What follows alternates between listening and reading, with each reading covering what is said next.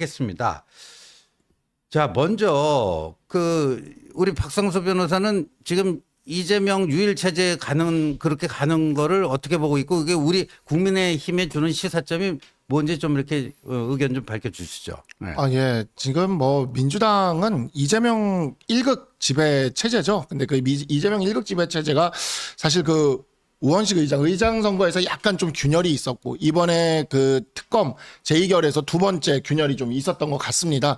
그래서 이제 내부적으로는 민주당 내에서도 이 1극 체제에 대한 반대 목소리가 분명히 있는 것 같은데, 그러면 좀 반성을 하고 좀 이렇게 물러나는 모습이 있어야 될 것 같은데, 의장을 앞으로 뽑는데 당원 20%를 반영하겠다. 원내대표도요? 네, 정말 진짜 원내대표야 뭐 당직이니까라고 뭐 생각해 볼 수 있겠지만, 의장은 정말 그렇죠. 헌법기관 아닙니까?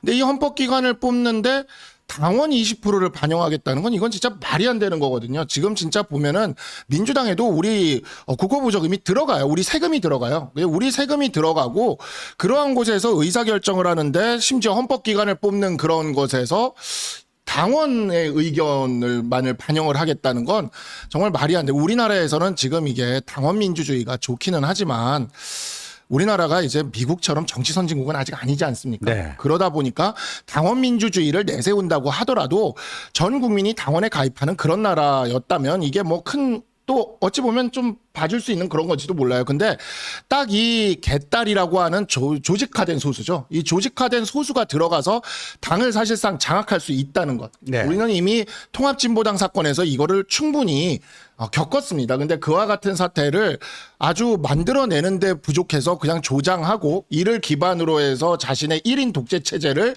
완전히 이렇게 확립하겠다는 거는, 이거는 과거 민주당이 민주화 운동을 내세우는 정당으로서의 정체성조차도 지금 부정하는 그러한 사태라고 보여지고요.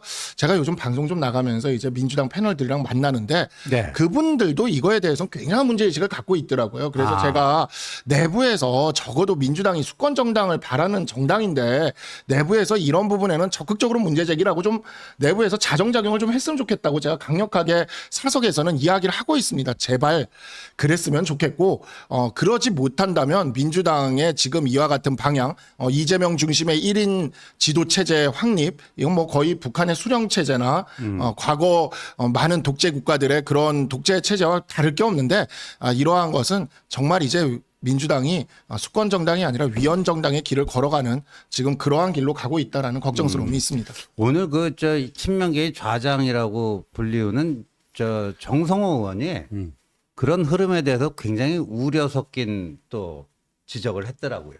그러니까 친명계 좌장인 정성호 의원이 비판적일 정도로 이 지금 민주당이 이재명 유일 체제를 만들기 위한 그건데, 전체주의죠, 전체주의. 전체주의죠. 예.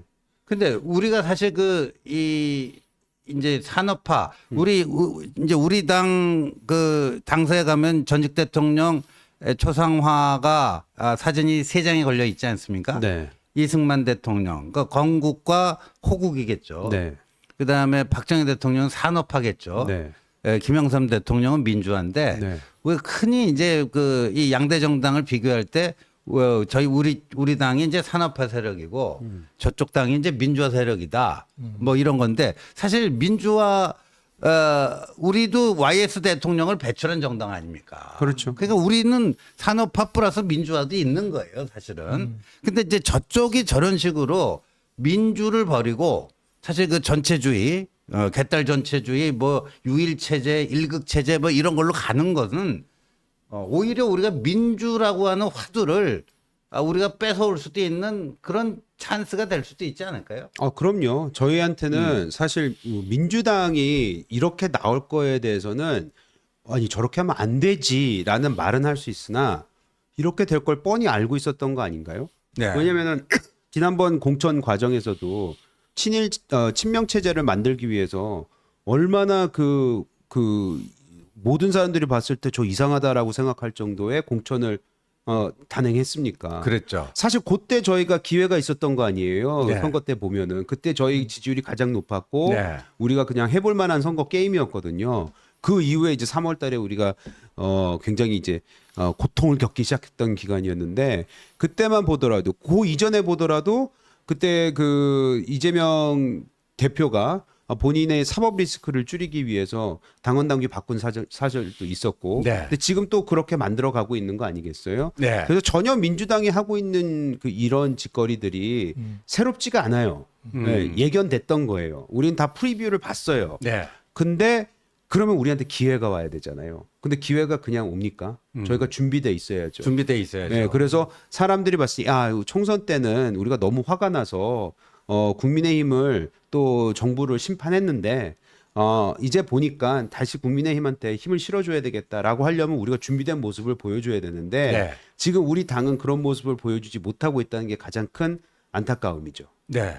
우리 박성수 변호사 보실 때는 지금 이제 지구당 문제 이게 그 아주 핫 이슈가 됐어요. 아주 가장 뜨거운 감자가 됐는데 이게 당내 민주주의하고는 어떤 식으로 그 연결이 된? 지금 천목회의 공식 입장이 지구당 부활이죠. 네, 저희들은 뭐 그 의견에 있어서는 다들 의견을 뭐 동의하고 있다고 볼 수 있습니다. 네. 근데 그게 이제 당내의 뭐 원활한 의사소통이라든가 당내 정당 민주주의하고도 무관한 건 아닐 것 같은데. 네, 맞습니다. 그 이제 지구당 부활을 이제 천목회 차원에서 이렇게 그 제기하는 그 배경, 문제의식, 그걸 좀 설명해 주시죠. 네. 그러니까 사실 그 저희는 이제 수도권에서 주로 선거를 뛰었고 네. 수도권에서 많이들 또 낙선을 했습니다. 물론 김재섭 의원처럼 이제 의원이죠. 김재섭 의원처럼 수도권에서 당선된 케이스도 있긴 하지만 정말 우리가 이제 수도권에서 선거를 뛰면서 느낀 게 수도권 저희가 4연패를 했거든요. 4번 연속 패배를 하면서 네.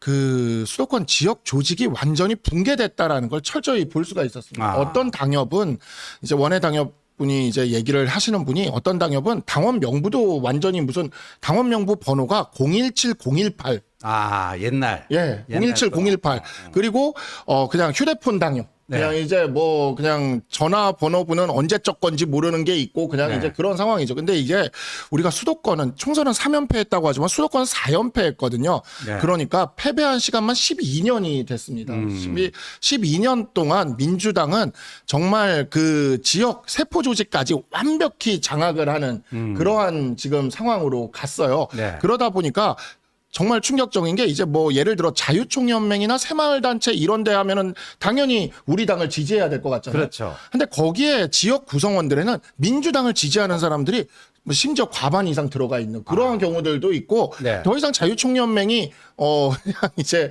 보수적인 그런 단체가 아니에요. 세포 조직으로 가보면 적어도 수도권은 그러니까 이와 같은 상황에서 선거를 치르게 되면 결국엔 우리는 바람에 의존을 할 수밖에 없습니다. 예. 근데 우리가 2월 달에는 바람이 있었기 때문에 조금 총선 전망이 좋았는데 네. 그 바람이 딱 꺼지자마자 그냥 와장창 무너졌거든요. 네. 만약에 조직이 있었다면 바람이 무너졌다 해서 이렇게까지 무너지지는 않았을 겁니다. 근데 우리는 이미 10년 동안 수도권 조직을 다 잃어버렸고 그 상황에서 이제 거의 당원들은 명부에나 존재하는 그런 당원들로만 됐고 그래서 지금 책임당원, 권리당원 이 비율만 봐도 이 수도권의 그 의원들이 탄탄하게 유지되고 10년째 유지되고 있는 민주당보다 우리의 그 권리당원 숫자가 한 4분의 1?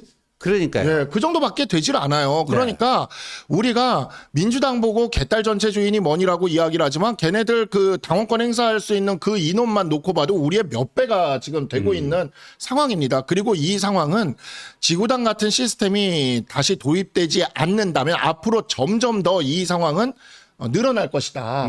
벌어질 것이다. 이런 생각이 듭니다. 오늘 유독 영남권의 이제 중진분들을 중심으로 이 지구당 부활에 대해서 굉장히 비판적인 목소리를 많이 내셨어요. 네. 근데 저는 그 부분이 좀 안타까운 게 뭐냐면 민주당은 호남을 자기들이 장악하고 있지만 네. 호남권을 기반으로 했지만 김대중 대통령 이후에 호남에서 대표 주자를 내거나 호남에서 대권까지 도전하게 하지는 않아요. 네. 그러니까 호남은 확실히 챙긴 상태에서 네. 수도권과 영남의 스타 정치인을 키운 다음에 수도권과 영남의 스타 정치인으로 전국 선거를 치르고 전국적인 대표 주자를 길러나가고 호남은 확실히 유지하는 이 전략을 쓰는데 네. 우리는 영남의 기득권에만 딱 집착을 하고 있으면서 수도권이나 이런 데서 어떤 그 경쟁 상대가 나타나는 걸 계속 경계를 하는 그런 분위기가 있는 것 같습니다. 네. 그러다 보니까 점점 더 영남으로 쪼그라드는데 문제는 그렇다고 영남을 지키기를 하느냐. 이번에 부산 마지막에 낙동강벨트 무너지기 직전이었거든요. 솔직히 2조 심판론 아니었으면 낙동강벨트 저는 무너졌다고 봅니다. 그래서 지금 우리 당의 상황은 계속 이렇게 아랫목에 있는 분들이 계속 따뜻한 곳에 앉아가지고만 있으면 그 빙하가 다 사라진 뒤에 어디 서 있을 곳도 없어지는 그 북극곰 같은 상태가 되고 있는 북극곰. 네, 딱 북극곰 같은 상황이에요. 지금 빙하가 다 녹아서 없어지고 네. 있어요. 그래서 이 기반을 만들기 위해서라도 지구당이 도입되는 게 맞고 그리고 당원들이 이제 우리도 민주당만큼의 어찌 보면 그런 활력 있는 당원들을 그 숫자와 규모를 확보하기 위해서라도 지구당이 도입될 필요가 있다 이렇게 생각을 합니다. 우리 이재용 위원장은 원내 당협위원장은 꽤 오랜 기간 해오셨잖아요. 근데 이 서울 수도권에서 보면 이제 우리 당은 책임당원이라고 부르고 저 민주당에서는 권리당원이라고 부르는데 그 당원 숫자가 거의 더블 이상 네. 뭐 이렇게들 된다고 그래요. 실제 그 강동에서 그 굉장히 오랜 기간 뛰셨잖아요. 네. 그 어떤 게 느꼈고 그 지구당 부활의 그 의미가 또 뭔지 좀 한번 정확한 숫자는 제가 모르는데 대충 들리는 소리에 말에 의하면은 민주당은 이 권리당원이라고 하는 분들이 네. 한 250만 정도가 넘는데요. 아 지금 전국적으로 전국적으로 네. 우리 같은 경우에는 7, 80만 된다고 합니다. 제가 정확한 숫자는 모르는데 그것만 보더라도 한 3분의 1, 4분의 1 뭐 이런 거잖아요. 네. 그러면은 왜 이렇게 차이가 날까? 이게 보면은 성공하는 집안에 사람이 몰리는 것도 되지만 사실 민주당 같은 경우에는 지난 10년 넘게 굉장히 노선 투쟁이라든지 담론, 이게 맞던 틀리던 네. 끊임없이 주장하고 그거에 대한 내부 토론이 있었습니다. 근데 우리는 그런 게 전혀 없었거든요. 우리는 무슨 말만 하려고 그러면 내부 총질이다라고 네. 얘기를 시작해가지고 전혀 그런 건전한 얘기, 우리가 나가야 될 방향성, 우린 도대체 누군가, 거울 봤을 때 내가 내 스스로를 설명할 수 있는지에 대해서 철학적이고 담론적이고 이런 논의가 전혀 없었어요. 저는 그게 굉장히 중요한 부분이라고 생각을 하는 게 100만 이상의 사람이 모이려면 그 어떤 누구 한 명을 중심으로 모이기는 힘듭니다. 이거는 가치 중심으로 모이는 거거든요. 네. 그럼 그게 맞던 틀리던 민주당 그 가치 논의가 있었기 때문에 그 가치를 중심으로 사람들이 모이는 거예요. 이렇게 네. 100만 단위식으로.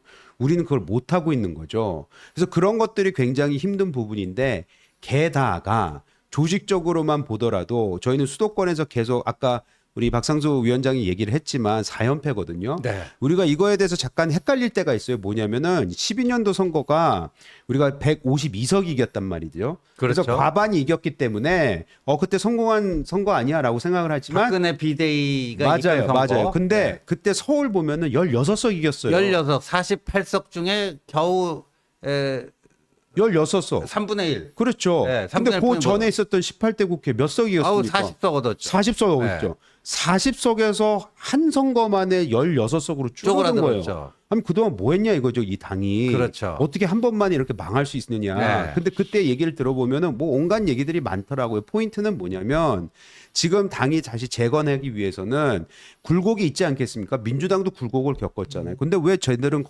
재건에 성공했고 우리는 하지 못했냐? 저는 이렇게 커다란 논의가 없었기 때문에 그것도 하나의 문제라 뭐 생각을 하고 또 그 지구당으로 들어가 보면은 지금 4연패를 하다 보니까 12년 동안 여기는 인재도 빠져나가고 사람들이 의기소침해하고 하다 보니 뭔가 제대로 돌아가지를 않는데 여기서 인재 영입도 하고 사람들로 하여금 좀 제대로 활동할 수 있게끔 하려면 지구당이라는 구조와 틀을 통해서 해야 된다는 거죠. 거기에서 뭐 이게 무슨 돈을 이렇게 뭐 불법적으로 걷겠다 뭐 이런 게 전혀 아니에요. 지금은 정정당당하게 민주당이 지금 장악하고 있는 서울에서 민주당 국회의원을 상대로 네. 조직을 확실하게 할 수 있도록 지원을 해주자는 거거든요. 건전한 상태로. 네. 근데 그거에 대해서 반대를 하는 건 이유를 모르겠어요. 그리고 여기는 저 태도에도 문제가 있다고 생각합니다. 뭐냐면 지금 민주당 당이 나서서 지금 지구당 부활을 해야 된다고 얘기를 하고 그렇죠. 있잖아요. 우리는 지금 반대를 하고 있단 말이죠. 예.